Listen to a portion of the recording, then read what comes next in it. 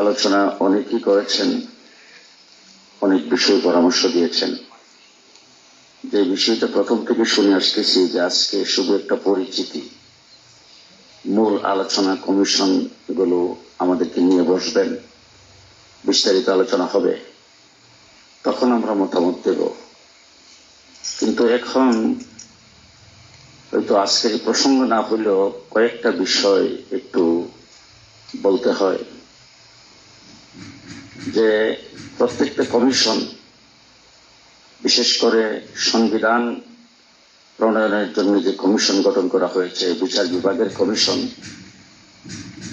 এই সমস্ত কমিশনগুলোর মূল আলোচনা আমাদের প্রধান উপদেষ্টা সর্বপ্রথম উদ্বোধনী বক্তব্যে যেটা বলেছেন যে দীর্ঘদিন আন্দোলন সংগ্রামের পরে জুলাই আগস্টের যে বিপ্লব ঘটেছে, সেই বিপ্লবের এক লোকমাই পেট ভরে না।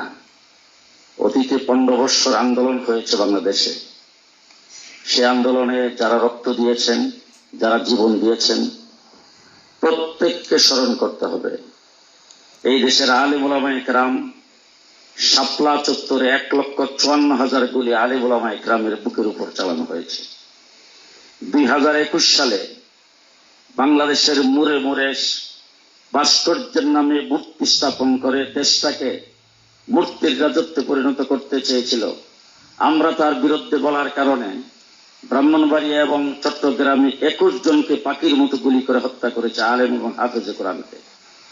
এইভাবে গত 15 বৎসরে দেশের উলামায়ে কেরাম যে রক্ত দিয়েছেন, সেই রক্তের প্রতি শ্রদ্ধা জানায় দেশটা মুসলমানের দেশ। আজকে কমিশন যারা এখানে গঠন করেছেন, প্রত্যেকটি কমিশনকে একথা মাথার ভিতরে রাখতে হবে, দেশটা মুসলমানের দেশ, উলামায়ে কেরামের দেশ, মসজিদের দেশ, মাদ্রাসার দেশ। সুতরাং যত সংস্কার হবে, সমস্ত সংস্কারের প্রতি, ইসলামের প্রতি খেয়াল রাখতে হবে, দ্বীনের প্রতি খেয়াল রাখতে হবে, তারপরে সংস্কার হবে। শেষ আরেকটি কথা বলতে চাই। অন্তর্বর্তীকালীন সরকার, এই সরকার বর্তমানে যে পরিধি, যে অবস্থায় আছে, এই অবস্থায় আরেকটু কঠোর হওয়া দরকার, আরেকটু মজবুত হওয়া দরকার।